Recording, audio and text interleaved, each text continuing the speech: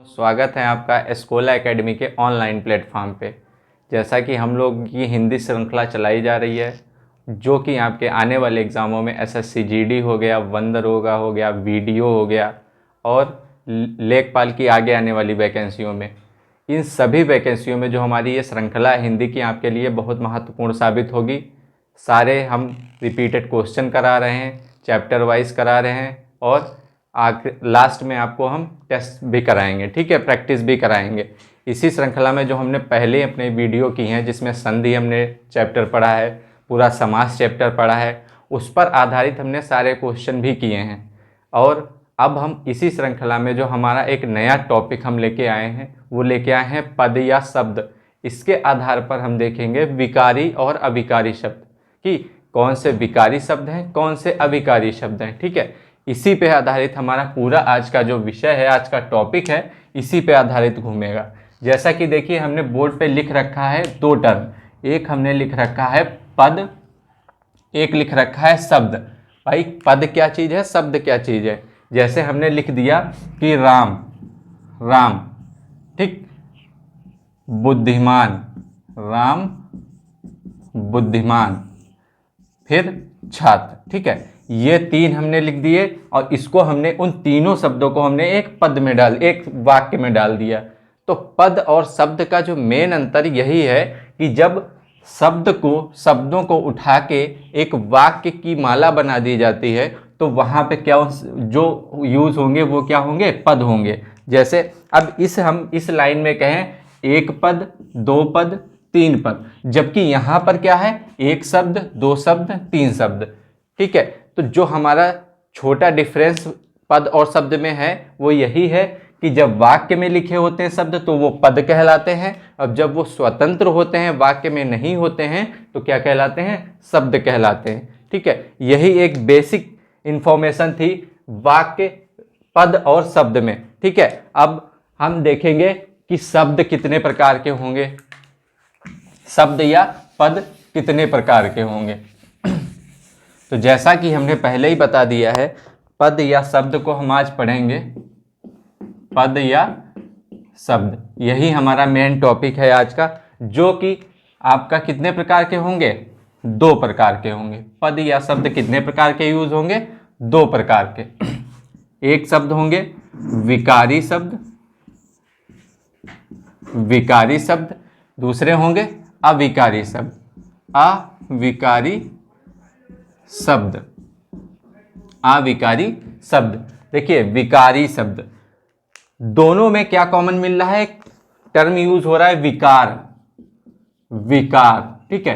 अब विकार का मतलब होता है परिवर्तन, विकार का मतलब क्या होता है, परिवर्तन। जैसा कि हम लोग अपने संधि टॉपिक पढ़ रहे थे, उसमें क्या कर रहे थे कि दो वर्ण मिल रहे थे, उससे जो परिवर्तन आ रहा था, जो विकार आ रहा था, वही तो कहला रहा था संधि। तो विकार का अर्थ क्या होता है, परिवर्तन, विकार का अर्थ परिवर्तन। तो हम यहाँ पे देखेंगे किन शब्दों में परिवर्तन होगा, किन शब्दों में परिवर्तन नहीं होगा, ठीक है। किन शब्दों में परिवर्तन होगा और किन शब्दों में परिवर्तन नहीं होगा। तो विकारी में परिवर्तन होगा, विकारी में परिवर्तन होगा, जबकि अविकारी में आ लगा दिया, इससे क्या मतलब है कि नहीं होगा, इसमें परिवर्तन नहीं होगा, परिवर्तन नहीं होगा, ठीक है। अब हम देख रहे हैं कि परिवर्तन कर रहे हैं एक तरफ परिवर्तन नहीं कर रहे हैं। तो जो परिवर्तन कर रहे हैं वो किन से कर रहे हैं, ठीक है। अब हम समझेंगे कि जो परिवर्तन हो रहा है किन चीजों से हो रहा है, ठीक है। तो जब शब्द में लिंग, वचन और कारक, लिंग, वचन, कारक और काल, ठीक है, लिंग, वचन, कारक और काल, इन शब्दों के माध्यम से जब परिवर्तन आ जाए तब वो विकारी शब्द कहलाएंगे।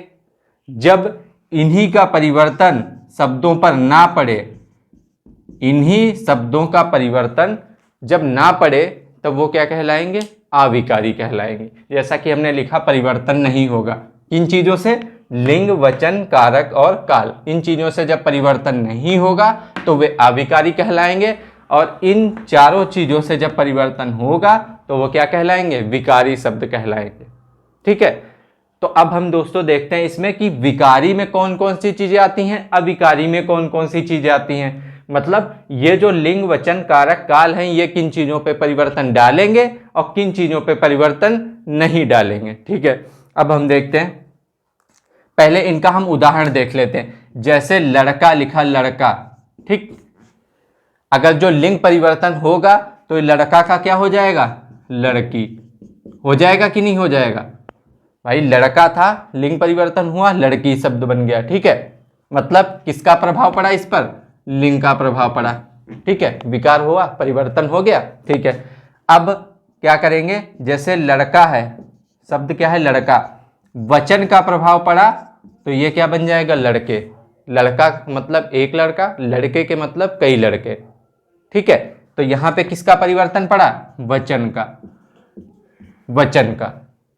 ठीक है, तो हमने क्या बताया था? जब लिंग वचन कारक और काल का प्रभाव पड़ेगा तो वो विकारी शब्द, जिन पर नहीं पड़ेगा वो अविकारी शब्द। जैसे देखो भाई, इधर अगर जो एक शब्द है इधर, इस पे क्या लिंग का प्रभाव पड़ेगा? नहीं पड़ेगा। इधर लड़का के भी साथ भी यूज होगा, लड़की के साथ भी यूज होगा।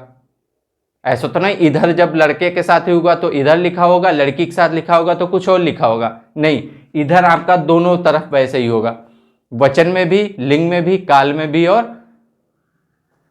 कारक में भी। ठीक है, तो इधर हो गया, यथा हो गया, ठीक है, और इसलिए हो गया।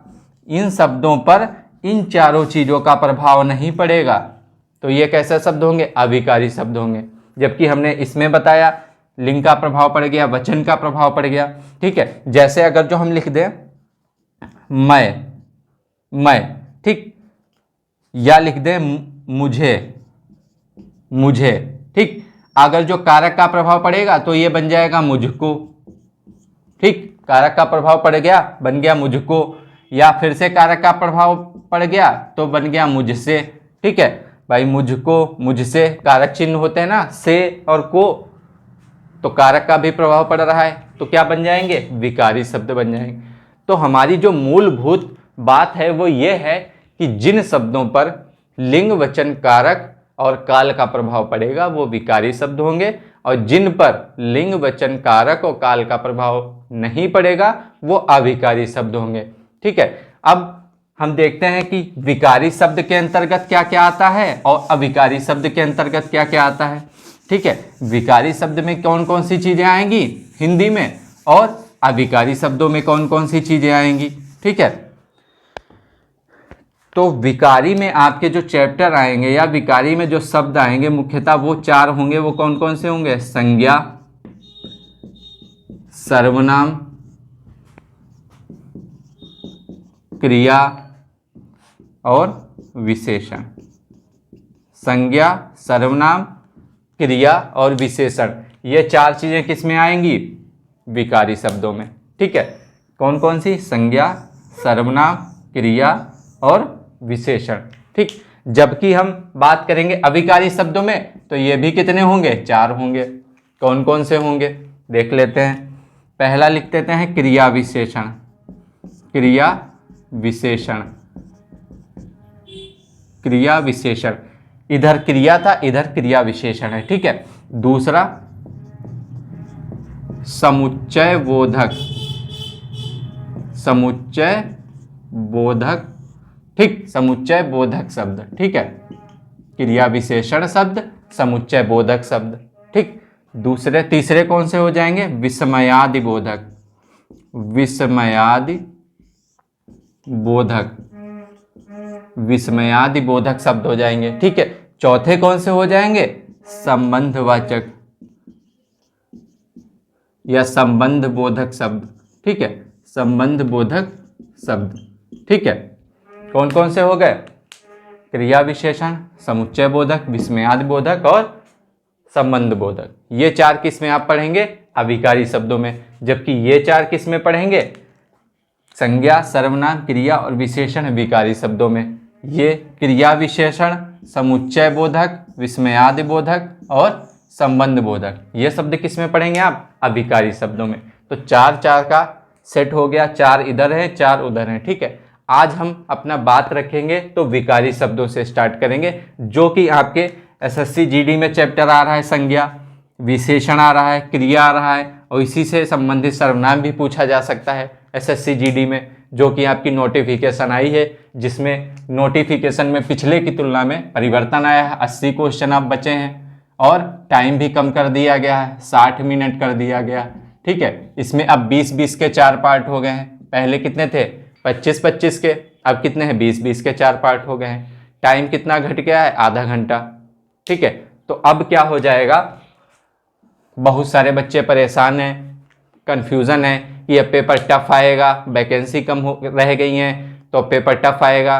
ठीक है, कोई पेपर टफ नहीं आएगा, पेपर उससे भी सरल आएगा। लेकिन अगर जो बच्चे ने 1 से लेके 80 क्वेश्चन सारे देख लिए कंप्यूटर स्क्रीन पे, तो उस बच्चे का सिलेक्शन हो जाएगा, ये निश्चित है। लेकिन जिसने प्रैक्टिस नहीं की या टाइम मैनेजमेंट नहीं बना पाया, वो 1 से 80 तक क्वेश्चन ही नहीं देख पाएगा स्क्रीन पर, टाइम खत्म हो जाएगा। तो प्रॉब्लम कहाँ पे आ रही है? प्रॉब्लम आ रही टाइम मैनेजमेंट पे। तो सभी लोग अपना प्रैक्टिस करते रहिए, क्वेश्चन के हिसाब से, टाइम के हिसाब से। अभी अच्छा समय है, प्रैक्टिस हो जाएगी, और 1 से 80 तक क्वेश्चन सारे देखने की कोशिश करिए वहाँ पे। ठीक है, जब सारे देखेंगे तो हो जाएंगे, सारे क्वेश्चन पढ़े आने हैं, कोई कठिन क्वेश्चन नहीं आना इसमें। ठीक है, हिंदी भी उसमें 20 नंबर की है, पहले 25 थी, अब कितनी बची है? 20। सिलेबस सब वही है, कोई सिलेबस कम या ज़्यादा नहीं हुआ है, हिंदी में उतना ही सिलेबस है। तो ये जो चैप्टर आपका संज्ञा है, विशेषण है, क्रिया, ये आपको नंबर दे के जाएगा, एक एक नंबर हर चैप्टर दे के जाएगा। तो यहाँ से अब जो हम पढ़ाएंगे, आगे जितने भी टॉपिक पढ़ाएंगे, वो ज़रा ध्यान से पढ़िएगा और उसको समझिएगा, लिख लीजिएगा तुरंत। ठीक है, बाद में प्रैक्टिस के लिए आपको क्लास उपलब्ध कराई जाएंगी, प्रैक्टिस के लिए भी। ठीक है, तो आज हम पढ़ेंगे विकारी शब्द का पहला पार्ट, संज्ञा शब्द। ठीक है, विकारी शब्द का पहला पार्ट पढ़ेंगे हम लोग, क्या? संज्ञा शब्द। ठीक है, संज्ञा आपने पहले भी पढ़ी होगी, एकेडमिक तक भी पढ़ाई जाती है संज्ञा।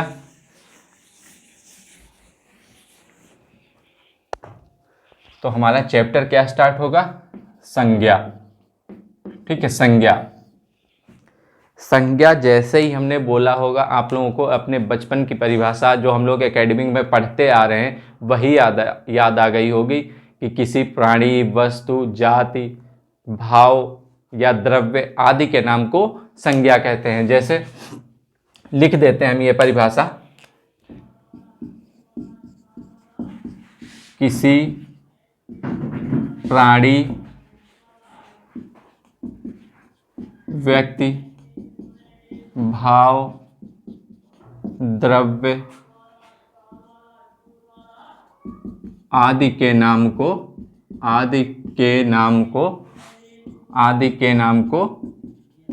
संज्ञा कहते हैं। आदि के नाम को संज्ञा कहते हैं। यही परिभाषा हम लोग क्या पढ़ते आ रहे हैं हमेशा से। ठीक, जिसमें क्या समाहित कर दिया जाता है, हर जिस दुनिया में जितनी भी चीजें हैं उनका नाम। संज्ञा का मतलब हो गया नाम। ठीक है, तो वही चीज भाई, प्राणी हो गया, व्यक्ति हो गया, भाव हो गया, द्रव्य चीजें हो गई, या किसी की जाति हो गई, इन सबके नाम होंगे, वो क्या कहलाएंगे? संज्ञा कहलाएंगे। भाई परिभाषा में यही तो समाहित किया जाता है। ठीक है, आज हम आपको एक नई परिभाषा बताते हैं संज्ञा की। नई नहीं है, बस समझने का फर्क है। ठीक है, संज्ञा को हम ऐसे समझेंगे कि 3 चीजें, भाई इस दुनिया में जितनी चीजें हम देख लें सभी संज्ञा है, या जितनी चीजों को हम स्पर्श कर लें, छू सकें, वो सब क्या हैं? संज्ञा हैं। भाई जितनी चीजों को हमने देख लिया वो संज्ञा, जिन चीजों को छू लिए वो भी संज्ञा। तीसरी चीज बची जिनको हम ना देख सकते हैं ना छू सकते हैं, लेकिन उनको हम क्या कर सकते हैं? महसूस कर सकते हैं। पहली चीजें हमने बताई, जिनको छू सकते हैं, जिनको देख सकते हैं, जो कुछ बचे जिनको हम महसूस करते हैं, वो सभी क्या चीजें हैं? संज्ञा हैं। इस दुनिया में इससे चीजें तो कुछ परे बची नहीं। भाई जो चीजें हम देख ही नहीं जा सकते उनको छू सकते हैं, या जिनको छू सकते हैं और कुछ चीज़ें ऐसी होंगी जिनको छू नहीं सकते, ना देख सकते हैं, लेकिन महसूस कर सकते हैं। तो इन तीनों चीज़ों को मिला के संज्ञा ही बनता है। अर्थात समस्त संसार में वे चीज़ें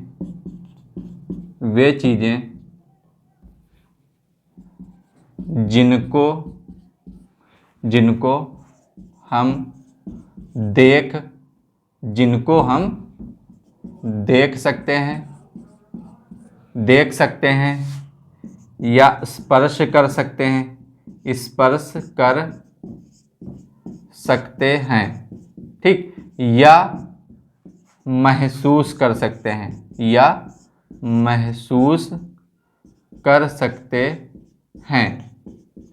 वो सभी क्या हैं? संज्ञा हैं। तो आज के बाद कोई पूछे कि संज्ञा क्या है, तो आप उनको कह दीजिए सभी चीज़ें संज्ञा हैं। तो वो कहेंगे सभी चीज़ें मतलब, तो आप बता दीजिए जिनको हम देख सकते हैं, जिनको हम छू सकते हैं, या हम जिनको महसूस कर सकते हैं, वो सभी संज्ञा हैं। इसके अलावा कुछ बचा हो तो आप बताइए। तो उसके पास कोई जवाब नहीं होगा, क्योंकि इन तीनों चीज़ों के अलावा कुछ बचा ही नहीं है। ठीक है, तो संज्ञा की परिभाषा क्या है? जिनको हम देख सकते हैं, जिनको हम स्पर्श कर सकते हैं, जिनको महसूस कर सकते हैं, वो सभी संज्ञा हैं। अब उदाहरण देखते हैं, जैसे राम, या जैसे नदी का नाम ले लो, जैसे गंगा, या आप कह दो हिमालय, या किसी शहर का नाम जैसे लखीमपुर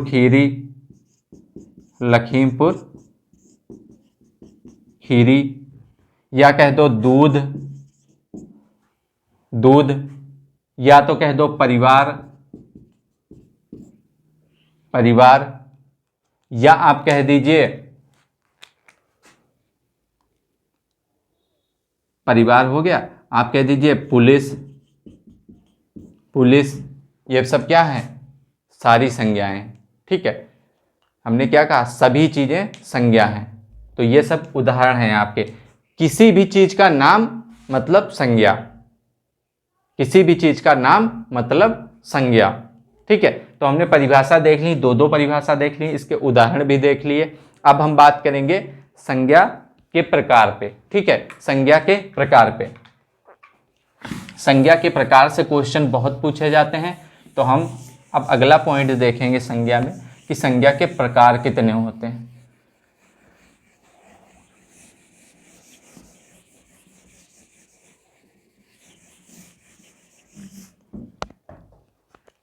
तो अगला हमारा जो बात करने का पॉइंट है वो है संज्ञा के प्रकार। संज्ञा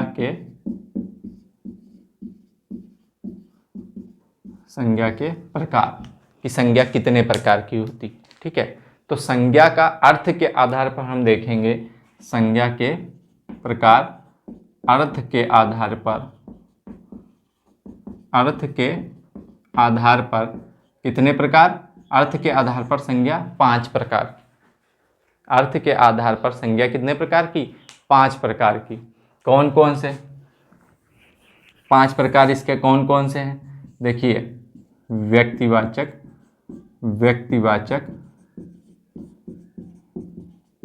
संज्ञा, दूसरा जातिवाचक संज्ञा, दूसरा क्या है? जातिवाचक संज्ञा। व्यक्तिवाचक हो गया, जातिवाचक हो गया, तीसरा आपका भाववाचक संज्ञा। ये 3 प्रकार हो गए, व्यक्तिवाचक, जातिवाचक और भाववाचक संज्ञा। ठीक है, चौथा प्रकार क्या है? चौथा प्रकार है आपका द्रव्यवाचक संज्ञा। ठीक है, चौथा प्रकार क्या है? द्रव्यवाचक संज्ञा। पांचवा प्रकार आपका क्या हो जाएगा? पांचवा प्रकार आपका हो जाएगा समुदाय या समूहवाचक संज्ञा। समुदाय कह सकते हैं या समूह कह सकते हैं। ठीक है, समूहवाचक संज्ञा। ठीक है, कितने प्रकार हो गए संज्ञा के? 5 प्रकार। किसके आधार पे? अर्थ के आधार पे 5 प्रकार। व्यक्तिवाचक संज्ञा, जातिवाचक संज्ञा, भाववाचक संज्ञा और द्रव्यवाचक संज्ञा और समूहवाचक संज्ञा। ठीक है, ये 5 प्रकार हैं किसके, संज्ञा के। किस आधार पे, अर्थ के आधार पे। ठीक है, अब हम बात करेंगे एक एक प्रकार के, एक एक प्रकार पे बात करेंगे। तो पहला प्रकार आपका कौन सा है, व्यक्तिवाचक संज्ञा। ये आप लोग नोट कर लीजिए। तो पहले प्रकार पे हम अब बात करेंगे कि व्यक्तिवाचक संज्ञा क्या होती है। चलिए देखिए अब व्यक्तिवाचक संज्ञा क्या होती हैं। ठीक है, जैसा कि नाम से ही इसका स्पष्ट हो रहा है कि व्यक्तिवाचक संज्ञा क्या होंगी।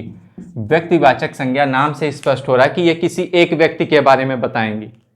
तो जब ऐसे शब्द जब किसी एक व्यक्ति के बारे में बताएं तो व्यक्तिवाचक संज्ञा। भाई व्यक्तिवाचक संज्ञा का अब नाम से ही अर्थ निकल रहा है कि वे संज्ञा शब्द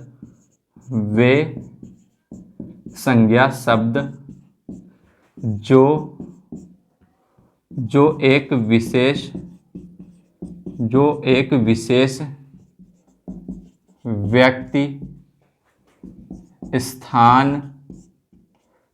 विशेष व्यक्ति, स्थान आदि का बोध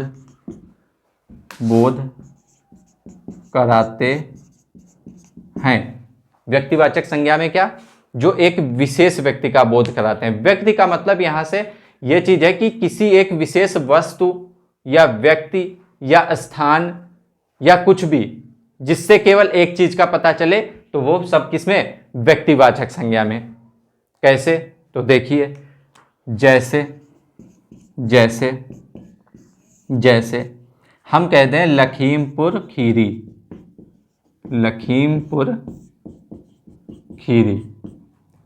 तो लखीमपुर खीरी हमारा जिला है। ठीक है, तो जिले का नाम हो गया ये। तो जब लखीमपुर खीरी कहेंगे तो हमारा मतलब केवल लखीमपुर खीरी से होगा, बाकी जिलों से नहीं होगा। ठीक है, तो जैसा कि हमने बताया जब कोई एक व्यक्ति के बारे में शब्द इंगित करे तो वहां पे व्यक्तिवाचक संज्ञा। तो लखीमपुर खीरी केवल लखीमपुर खीरी को संबोधित कर रहा है। ठीक है, जैसे हम बात करें अगर जो मोहन, भाई किसी क्लास में किसी बच्चे का नाम है मोहन, कक्षा में सारे बच्चे बैठे हैं लेकिन एक बच्चे का नाम क्या है, मोहन। जब हम मोहन कहेंगे तो केवल हम मोहन से बात करेंगे, ना कि सभी बच्चों से। ठीक, तो मोहन केवल एक को दिखा रहा है तो ये व्यक्तिवाचक संज्ञा। ठीक, जैसे अगर जो हम कहते हैं रामायण, तो रामायण का मतलब क्या है, केवल रामायण। भाई एक धार्मिक ग्रंथ है, धार्मिक कथा है। ठीक है, तो उसका नाम क्या है, रामायण। तो रामायण का जब कहेंगे तो रामायण से ही, बाकी ग्रंथ या बाकी किताबों से मतलब नहीं है। ठीक है, या जैसे हम कह दें हिमालय, भाई हिमालय क्या है, पर्वत है, लेकिन उसका नाम क्या है, हिमालय। पर्वत तो बहुत सारे हैं दुनिया में, भाई एंडीज है, रॉकी है, या आल्पस है, अल्ब्रुज है, लेकिन हिमालय उसका नाम है। हिमालय से केवल हमें क्या पता चलेगा, हिमालय की बात करेंगे। ठीक, तो जब किसी एक के बारे में पता चले ऐसे शब्दों से तो वो सभी शब्द किस में जाते हैं, आपके व्यक्तिवाचक संज्ञा में। ठीक है, अब हम बात करेंगे इसके दूसरे प्रकार पे। भाई व्यक्तिवाचक संज्ञा हमने समझ ली, वे संज्ञा शब्द जो किसी एक के बारे में बताएं वो सभी क्या कहलाते हैं, व्यक्तिवाचक संज्ञा। उदाहरण में हमने देख लिया लखीमपुर खीरी, हिमालय, रामायण, गंगा। ठीक, ये सब किसके उदाहरण हो जाएंगे, व्यक्तिवाचक संज्ञा के। ठीक है, अब हम बात करेंगे इसके दूसरे प्रकार पे। दूसरा प्रकार जो क्या था इसका, दूसरा इसका जो प्रकार था जातिवाचक संज्ञा। जातिवाचक संज्ञा, ठीक है, जातिवाचक संज्ञा दूसरा प्रकार था आपका संज्ञा का, जातिवाचक। ठीक है, यह भी नाम से ही बता रहा, क्या बता रहा कि हम जाति बताएंगे। भाई वो व्यक्ति के बारे में बता रहा था, किसी एक व्यक्ति के बारे में, ये क्या बता रहा है, किसी जाति के बारे में। साफ साफ लिखा है जातिवाचक संज्ञा। ठीक है, जाति कैसे, इसमें परिभाषा में क्या लिख सकते हैं, ऐसे संज्ञा शब्द जो किसी की जाति का बोध कराते हों, किसी जाति का बोध कराते हैं, वो सभी क्या कहलाएंगे? जातिवाचक संज्ञा। कैसे कराते हो? उदाहरण देखते हैं। संज्ञा में उदाहरण ही सबसे ज्यादा पूछेंगे जाएंगे आपके पेपर में, तो उदाहरण अच्छे से समझेंगे, परिभाषा देखेंगे फिर उदाहरण समझेंगे, ठीक है। जैसे हमने क्या बताया था कि वहां पे केवल एक व्यक्ति के बारे में बात हो रही थी, ऐसे शब्द जो किसी एक के बारे में बताएंगे व्यक्तिवाचक संज्ञा, ऐसे शब्द जो एक ही प्रकार के कई लोगों को बताएंगे, एक ही कैटेगरी के एक ही प्रकार के कई लोगों को बताएंगे, तो वो सभी शब्द क्या कहलाएंगे? जातिवाचक संज्ञा। जैसे हमने मोहन का उदाहरण लिया था कि कक्षा में कई सारे बच्चे बैठे हैं, हमने मोहन का लिया था व्यक्तिवाचक संज्ञा में। अगर जो हम कह दें कि छात्र या विद्यार्थी, जैसे लिखते हैं विद्यार्थी, हमने लिख दिया विद्यार्थी, तो अब क्या विद्यार्थी किसी एक के बारे में बता रहे हैं? विद्यार्थी से पूरी कक्षा के लोगों के बारे में हम बता रहे हैं, उसमें छात्राएं भी होंगी, छात्र भी होंगे। तो समझने की ये कोशिश करिए कि मोहन जब कहें तब व्यक्तिवाचक संज्ञा, जब विद्यार्थी कहें तब जातिवाचक संज्ञा। जो विद्यार्थी है वो बच्चों की जाति बता रहा है, जो कक्षा में बैठे हैं सभी उनकी जाति बता रहा है क्या? कि वो क्या है? विद्यार्थी हैं। जैसे भाई अगर जो हम शिक्षक कह दें, शिक्षक, शिक्षक कह दें अगर जो हम, ठीक है, तो शिक्षक जाति है किसकी? हम लोगों की। अगर जो किसी एक शिक्षक का नाम ले ले तो भाई वो व्यक्तिवाचक संज्ञा। जब शिक्षक शब्द आएगा तो उसमें सभी आएंगे, तो शिक्षक शब्द क्या है? जाति है, ठीक। जैसे हमने हिमालय कहा था व्यक्तिवाचक संज्ञा में, तो हिमालय व्यक्तिवाचक संज्ञा, जबकि पर्वत, पर्वत क्या है? जाति है, क्योंकि इसमें कई सारे पर्वत आ जाएंगे, ठीक है। उसमें इसके अंतर्गत एंडीज भी होगा, रॉकी होगा, ठीक है, और सभी होंगे, जितने भी पर्वत होंगे दुनिया में वो सभी इसी के अंतर्गत आएंगे, ठीक। जैसे हमने गंगा कहा था, हम कहते हैं नदी, नदी, तो नदी का मतलब केवल गंगा से नहीं लगाएंगे, या केवल यमुना से नहीं लगाएंगे, या केवल घग्गर नदी से नहीं लगाएंगे। नदी के अंतर्गत वो सभी नदी, दुनिया में जितनी भी नदी हैं वो सभी नदी, ठीक। तो नदी क्या बता रही है? जाति। समझ गए? जाति का मतलब क्या है? लड़का कह दें तो सभी लड़के वर्ग, लड़की कह दें तो सभी लड़कियों की जाति बताई जा रही है, ठीक है। सीता कहें तो व्यक्तिवाचक, लड़की कहें तो जातिवाचक, राम कहें तो व्यक्तिवाचक, लड़का कहें तो जातिवाचक, ठीक है। तो व्यक्तिवाचक और जातिवाचक का बेसिक डिफरेंस समझ गए। यही पूछा जाता है कि पेपर में क्वेश्चन आएगा, इन शब्दों में, निम्नलिखित शब्दों में कौन सी जातिवाचक संज्ञा है? 4 ऑप्शन दे रखे होगा, 3 आपके व्यक्तिवाचक के होंगे, चौथा आपका जातिवाचक होगा, तो आपका जातिवाचक पे टिक करना होगा। इसी तरीके से पेपर में क्वेश्चन आएंगे जो कि पहले भी आए हुए हैं, ठीक है। तो हमारे 2 प्रकार हो गए, कौन कौन से? व्यक्तिवाचक और जातिवाचक, ठीक है। अब संज्ञा का हम तीसरा प्रकार देखेंगे। कौन सा? संज्ञा का जो तीसरा प्रकार हमारा है वो क्या है? भाववाचक, भाववाचक संज्ञा, भाववाचक संज्ञा। देखो ये भी अपने ही नाम से बता रहा है, कुछ हमें समझना ही नहीं पड़ रहा है, संज्ञा अपने नाम से ही बताए दे रही है कि हमारे अंदर क्या समाहित है। व्यक्ति में व्यक्ति समाहित था, जाति में जाति बता रहे थे, भाव में भाव बताएंगे, भाव में भाव बताएंगे। इसकी डेफिनेशन में लिख लेंगे, ऐसे संज्ञा शब्द, ऐसे संज्ञा शब्द जो किसी के भावों को दर्शाए, जो किसी के भावों को दर्शाएं, वे सभी क्या कहलाएंगे? भाववाचक संज्ञा कहलाएंगे। अब भाव कुछ भी हो सकते हैं भाई, भाव क्या हो सकते हैं? भाव आपके क्या हो सकते हैं? भाव आपका क्रोध भी हो सकता है, क्रोध भी हो सकता है, ठीक है। कोई आनंदित हो, भाई आनंद हो, आनंद ले रहा हो, वो भी क्या है? भाव है। या कोई खुश हो, खुश हो, वो भी क्या है? आपका भाव है, जिनको हम क्या करेंगे? महसूस करेंगे। या कोई रो रहा है, या कोई रो रहा है, तो वो भी क्या है? भाव है, तो इसको भी हम महसूस करेंगे। तो भाववाचक संज्ञा में क्या है, वे सभी शब्द जो व्यक्ति के भावों को दिखाए, विभिन्न विभिन्न तरीके के भावों को दिखाए, तो वो सभी क्या कहलाएंगे, भाववाचक संज्ञा कहलाएंगे। अब भाव में और भी चीजें आएंगी, भाव में गुण भी आ जाएंगे।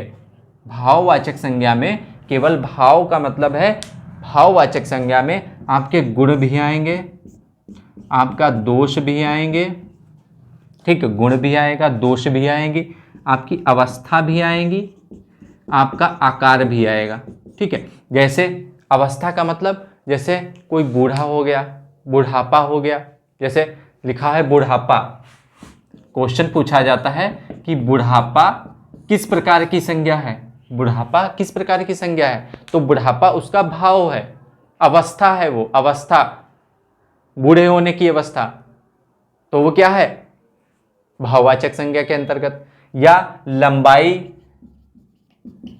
लंबाई या लंबा, ये इसका आकार है, मोटा ये आकार को दिखा रहा है, भाई मोटा ये आकार को दिखा रहा है, तो ये क्या है, भाववाचक संज्ञा, ठीक है। इसमें हमने क्या बताया, गुण, दोष, अवस्था, आकार, भाव, ठीक है, ये सब किस में जाएंगे, भाववाचक संज्ञा में। फिर से परिभाषा हम रिपीट करेंगे कि ऐसे संज्ञा शब्द जिनसे किसी के भाव, किसी के गुण, किसी के दोष या किसी की अवस्था या किसी का आकार, इन सब चीजों का पता चलता है, तो वो सभी क्या कहलाते हैं, भाववाचक संज्ञा कहलाते हैं।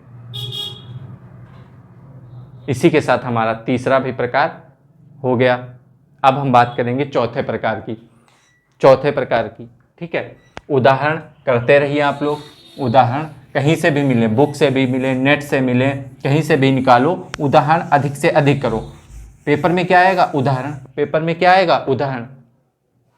क्लियर है, परिभाषा नहीं पूछी जाएंगी, पेपर में क्या पूछा जाएगा, उदाहरण, ठीक है। तो उदाहरण आपको जितने ज़्यादा कर पाओगे उतना ज़्यादा आपके लिए जो है आसान होगा टॉपिक, ठीक है। तो हमारा चौथा प्रकार कौन सा बताए थे, चौथा प्रकार द्रव्यवाचक, द्रव्यवाचक या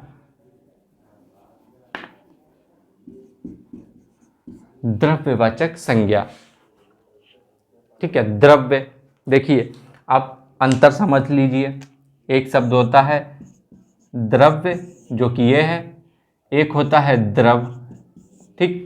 द्रव्य और द्रव, द्रव क्या होता है, द्रव को कहते हैं इंग्लिश में लिक्विड, ठीक है, लिक्विड, ठीक।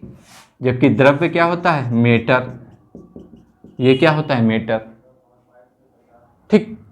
द्रव्य क्या होता है, मेटर, द्रव क्या होता है, लिक्विड, ठीक है। द्रव्य का मतलब है पदार्थ, ठीक है, द्रव्य का मतलब यहां पे है पदार्थ, जो द्रव्य है, मैटर है, वो क्या है, पदार्थ। और इसी पदार्थ की तीन अवस्थाएं होती हैं, कौन कौन सी, ठोस, द्रव और गैस। इसी द्रव्य को कहते हैं पदार्थ, और पदार्थ की अवस्थाएं होती हैं तीन, ठोस, द्रव और गैस। तो द्रव्य और द्रव का मतलब समझिए, जब हम यहां बात करेंगे तो द्रव्य की करेंगे, ना कि द्रव की, ठीक है। अब देखते हैं, अब हम अपनी द्रव्यवाचक संज्ञा को समझते हैं कि द्रव्यवाचक संज्ञा क्या होती है। ये भी नाम से स्पष्ट है, ये भी नाम से स्पष्ट है भाई, वे शब्द या वे संज्ञा शब्द, वे संज्ञा शब्द जो कि, वे संज्ञा शब्द जो कि पदार्थ की माप तोल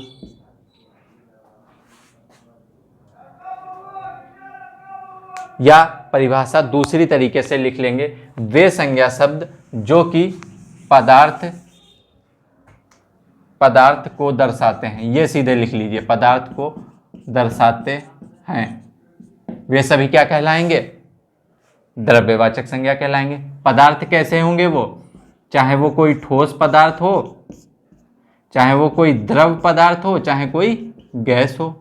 कैसे, अब भाई ठोस में क्या क्या हो जाएगा, ठोस में क्या क्या हो जाएगा भाई, लोहे की बात करें, सोना की बात करें, चांदी की बात करें, तो ये सब क्या हो जाएंगे, तुम्हारे पदार्थ हो जाएंगे, या दूध के कह दें, या पानी कह दें, या तेल कह दें, ये सब क्या हो जाएंगे? द्रव्य हो जाएंगे। पदार्थ के अंतर्गत ही आएंगे, द्रव होंगे, लेकिन आएंगे तो पदार्थ के अंतर्गत। चाहे गैस की बात करें, ऑक्सीजन हो गई, कार्बन डाइऑक्साइड हो गई, नाइट्रोजन हो गई, एलपीजी हो गई, ये सब किसके अंतर्गत आएंगे? गैस में। लेकिन ये तीनों को मिला के ही तो पदार्थ बना है। तो जब ये तीनों शब्द कहीं पे भी दिख जाए, इन तीनों में से कोई, चाहे ठोस दिख जाए, चाहे द्रव दिख जाए, चाहे गैस दिख जाए, वो सब कैसी संज्ञा? वो सब द्रव्यवाचक संज्ञा। जैसे उदाहरण में दूध, सोना, हीरा, कोयला, ऑक्सीजन, ऑक्सीजन, ऑक्सीजन, ठीक है, ये क्या हो जाएगा? ऑक्सीजन। ये भी क्या हो जाएगा? आपका सब क्या हो जाएंगे? द्रव्यवाचक संज्ञा के उदाहरण हो जाएंगे आपके। इसके उदाहरण हो जाएंगे द्रव्यवाचक संज्ञा के, ठीक है। द्रव्यवाचक संज्ञा, दूध, सोना, हीरा, कोयला, ऑक्सीजन, कोई भी पदार्थ, सब किसके उदाहरण? द्रव्यवाचक संज्ञा के, ठीक है। अब हम बात करेंगे द्रव्यवाचक संज्ञा, समझ गए आप लोग? वे संज्ञा शब्द जो कि किसी पदार्थ को दर्शाएंगे। कौन से पदार्थ? जिनको हम माप तोल सकते हैं। भाई कोयला है, माप सकते हैं, तोल सकते हैं। सोना है, तोल सकते हैं, ठीक है। दूध है, माप सकते हैं। तो ऐसे पदार्थ जो माप तोल जा सकते हैं और जो पदार्थ को दर्शाते हैं, वो सब क्या कहलाएंगे? द्रव्यवाचक संज्ञा कहलाएंगे। उदाहरण आपके दूध हो गया, सोना, चांदी, हीरा, कोयला, कुछ भी ले लीजिए, चावल, चीनी, ये सब किस में हो जाएंगे? आपके द्रव्यवाचक संज्ञा में हो जाएंगे, ठीक है। 4 प्रकार हो गए। अब आपका लास्ट जो प्रकार बचा है संज्ञा का, वो कौन सा है? वो है आपका समूहवाचक संज्ञा। समूहवाचक संज्ञा, समूहवाचक संज्ञा। समूहवाचक, ये भी नाम से स्पष्ट है, क्या दिखा रहा है? समूह दिखा रहा है। तो वे संज्ञा शब्द जिनसे किसी समूह के बारे में पता चलता है। समूह के बारे में मतलब समूह क्या? मतलब वहां पे क्या होंगे? 2 लोग होंगे या 2 से अधिक होंगे, तभी तो भाई समूह बनेगा, समुदाय बनेगा, ठीक है। तो समूहवाचक संज्ञा में क्या होगा? ऐसे शब्द जिनसे 2 या 2 से अधिक लोगों के बारे में पता चलेगा, तो वो क्या कहलाएंगे? समूहवाचक संज्ञा कहलाएंगे। जैसे उदाहरण, समूहवाचक के उदाहरण, जैसे अगर जो कहते भीड़, तो भीड़ में एक व्यक्ति तो होगा नहीं कि एक व्यक्ति आपका कर लेगा, बताइए भाई। भीड़ कब होगी? जब उसमें कई सारे लोग होंगे, तभी तो वो क्राउड बनेगा, ठीक है, क्राउड, तभी तो वो भीड़ बनेगा। तो भीड़ क्या है? आपकी समूहवाचक संज्ञा है, ठीक। जैसे भाई सेना कह दें, सेना क्या बन जाएगा?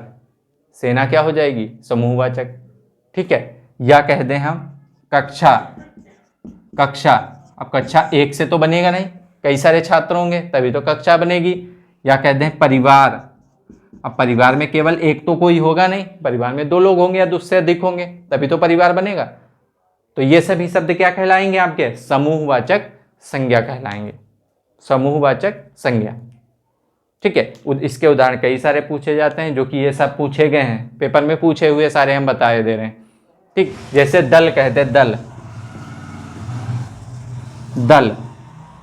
समूहवाचक संज्ञा, ठीक। तो ये सारे उदाहरण आपके पूछे हुए हैं, परिवार, कक्षा, दल, सेना, ये सब कैसे हैं? समूहवाचक संज्ञा, ठीक है। ये आपके 5 प्रकार हो गए, किसके? संज्ञा के, ठीक है। कई चीजें क्या हो जाती हैं? बदल जाती हैं। कैसे? जैसे कई बार व्यक्तिवाचक संज्ञा क्या बन जाती है? व्यक्तिवाचक जो संज्ञा है आपकी, वो जातिवाचक बन जाती है, या जातिवाचक व्यक्तिवाचक बन जाती है। जैसे भाई गोस्वामी है, गोस्वामी एक जाति है, गोस्वामी भाई जाति है, जो कि पूरी कम्युनिटी को दिखाती है, जाति को दिखाती है। लेकिन यही तुलसीदास के बारे में बता देता है। जब तुलसीदास के बारे में बताता है तो किसका काम करता है? व्यक्तिवाचक का। जब एक जाति के बारे में बताता है तो जातिवाचक संज्ञा। दूसरा उदाहरण हम देख लेते हैं, जैसे गांधी, गांधी शब्द, गांधी, ये गांधी शब्द व्यक्तिवाचक भी है, जातिवाचक। प्रयोग के आधार पे देखेंगे, जैसे भाई देश की आज़ादी में गांधी जी का बहुत योगदान था, देश की आज़ादी में गांधी जी का बहुत योगदान था, तो वहां पे गांधी जो यूज हो रहा है वो है व्यक्तिवाचक संज्ञा। ठीक, गांधी जी, देश की आज़ादी में गांधी जी का बहुत योगदान, उस वाक्य में जो गांधी जी यूज हो रहा है व्यक्तिवाचक। यही अगर जो हम कह दें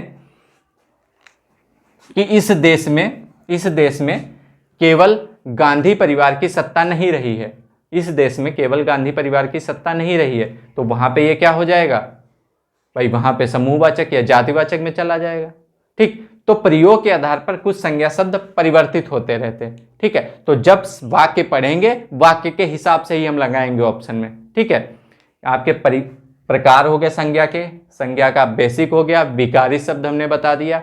ठीक, विकारी शब्द का संज्ञा पढ़ा दिए हैं। दूसरा टॉपिक है सर्वनाम, वो आपकी नेक्स्ट क्लास में होगा। इस क्लास को आप लोग देखिए, नोट करिए और अच्छा लगे लाइक करिए। धन्यवाद।